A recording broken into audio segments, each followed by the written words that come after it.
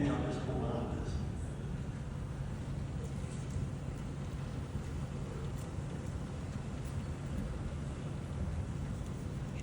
I think I should just probably say thank you and sit down.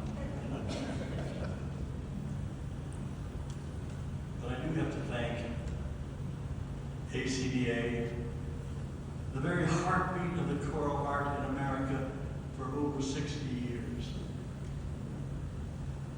And specifically to the past President's Council for this indescribable honor.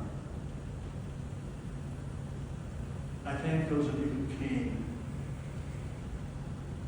I was so worried that I wouldn't know people.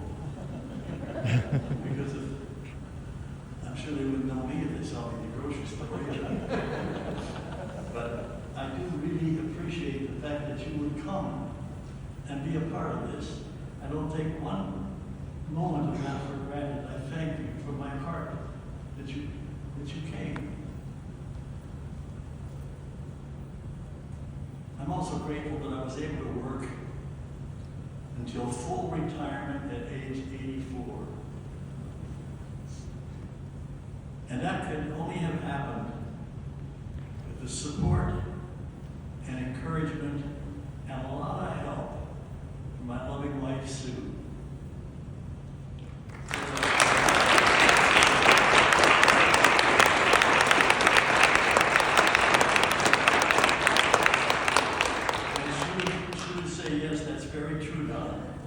But I just couldn't quit until it was time. I always prayed that God would let me work and just quit just before they wanted me to quit. And I think I made it just to the last day. Then I want to express my deep appreciation for the legions of singers who sang in my choirs.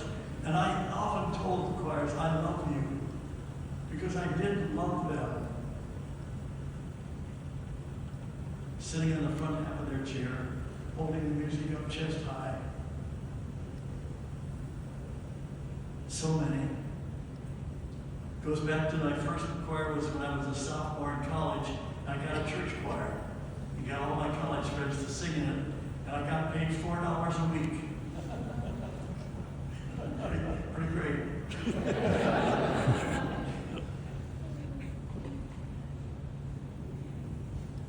I also want to thank the hundreds of graduate students who trusted me enough to give me their life for 2, 3, 4 years.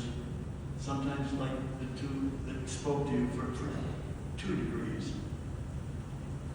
That's a turning point in their life.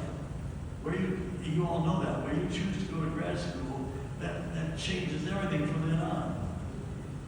Hopefully for the good. But for the fact that so many grad students trusted me. Lastly, I need to thank the many teachers.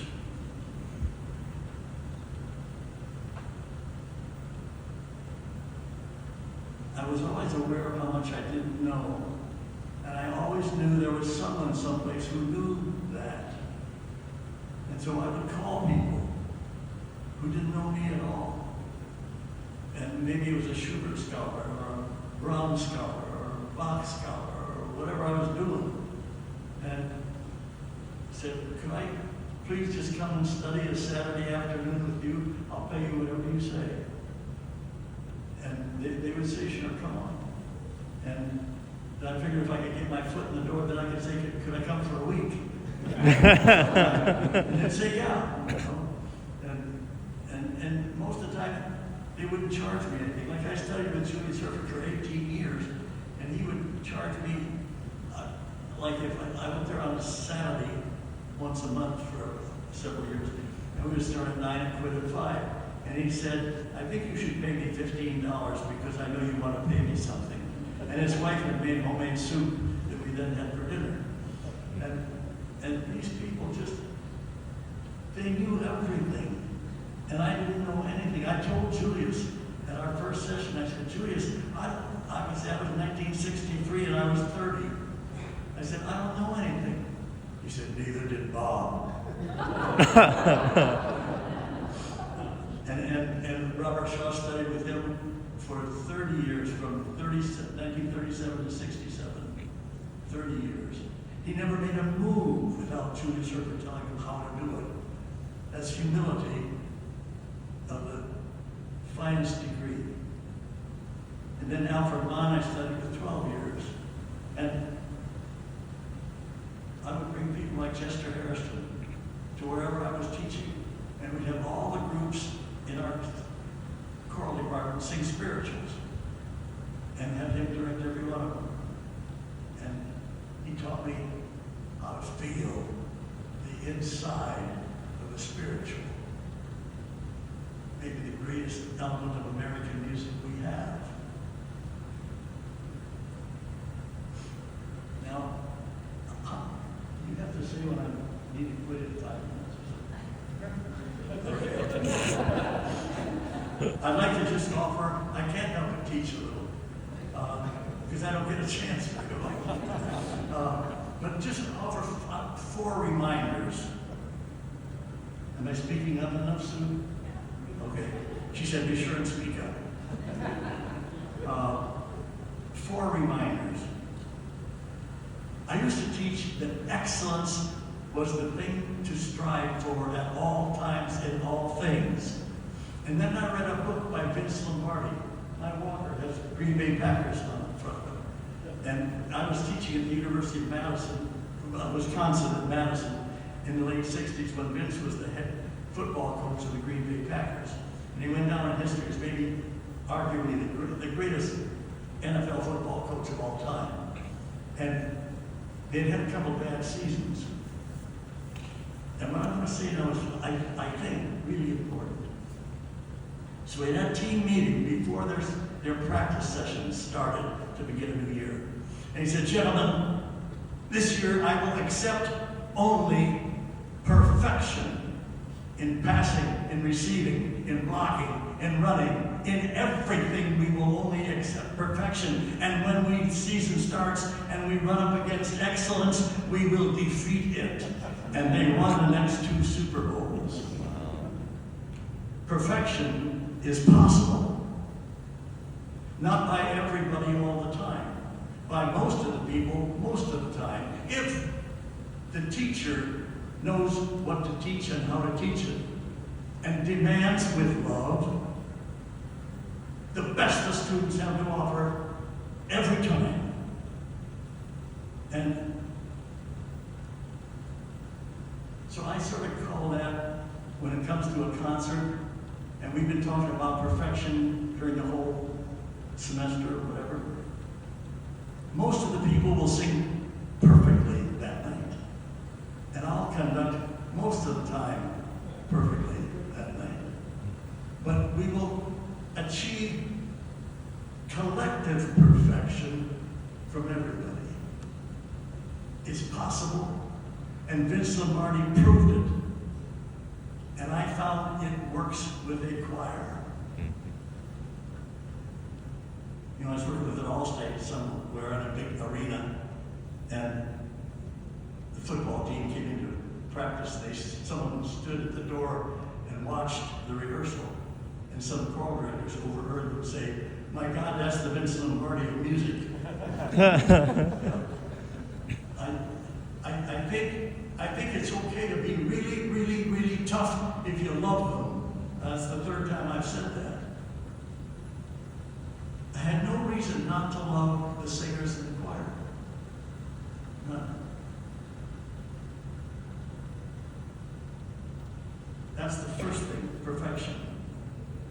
Second thing, Robert Shaw's admonition to me, and I'll never forget it, when he said, Don, 90% will never be good enough. And it's not.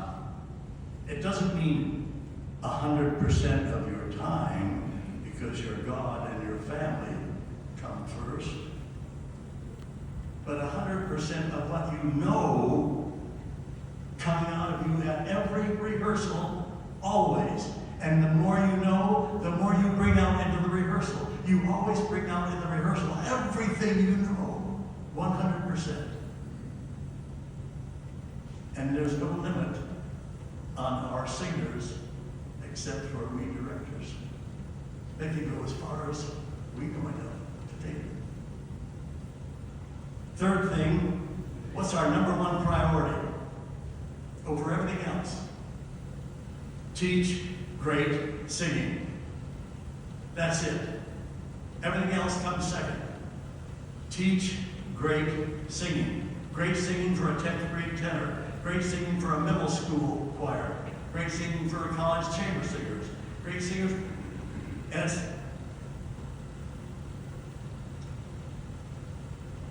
the thing is, in order to do that, we have to know what great singing is for a 10th grade tenor. Or for a college opera singer. Or anybody we ever conduct. We have to have studied DVDs and CDs and recordings and live performances to the point where we know what great singing is and we teach that. We don't allow people just to sing. It has to be beautiful and it has to be extraordinarily brilliant and alive and vital and energetic and communicative. All those things. I often have my students do what I'm going to ask you to do right now. Would you repeat after me? I talk like this. I sing like this. I sing like this. Now, if you only do that, you'll be the best choir in your county.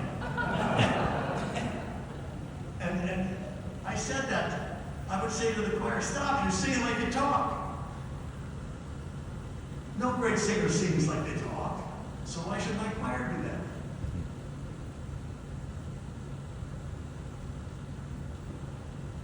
Lastly, coming close to lastly, every rehearsal is a voice lesson. When you're an orchestra conductor, you do not teach the orchestra how to play their instruments. They know more than you know. Singers do not know more than you know.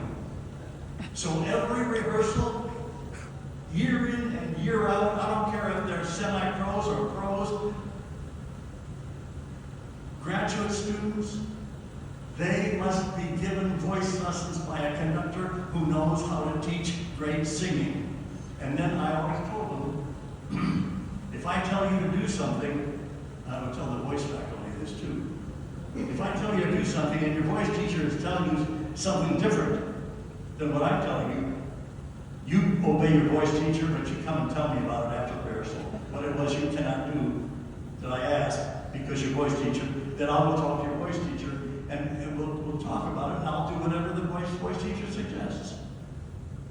I remember when I taught that to Jan Gaetani, the world-renowned mezzo at Eastman. She said, thank God. Now there's no problem anymore between voice teachers and choral directors. And there wasn't. We had a family. Lastly, whatever your priorities are, they will come true. You can't help it. If you want to be a good parent to the point that it's your top priority, you'll be a darn good parent. You want to be rich, you'll be rich. You want to be a phenomenal teacher and choral director, you can't help but be one if it's your top priority next to your God and your family.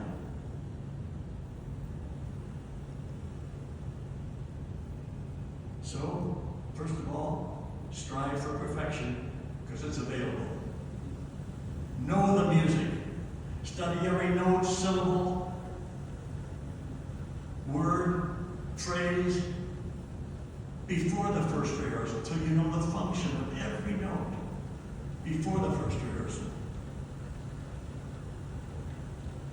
Usually a good equation is 1 hour of study for each minute of music. A 3-minute song needs 3 hours of study before the first rehearsal on it. Third, teach beautiful singing. Number one priority. And then one I didn't really talk much about because I got to end this. Inspire passion. Passion are simply innermost feelings inside you about something important.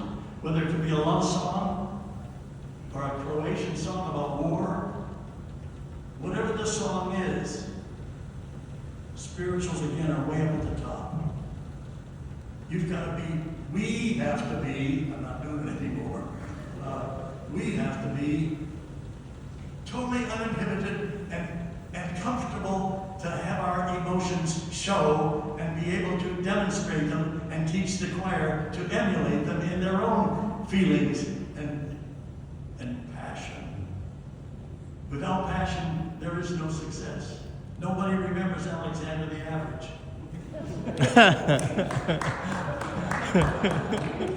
Yeah. Okay, so again, I thank you more than I could ever say. I'm so humbled that you are here and you came. I thought there might be 7 or 8 people, and that's to have this many people come. I just can't thank you enough. I can't thank you enough. And thank you too for the lovely things you said. And again, thanks to ACDA for being the heartbeat of choral music for over 60 years, and for the President's Council for this award.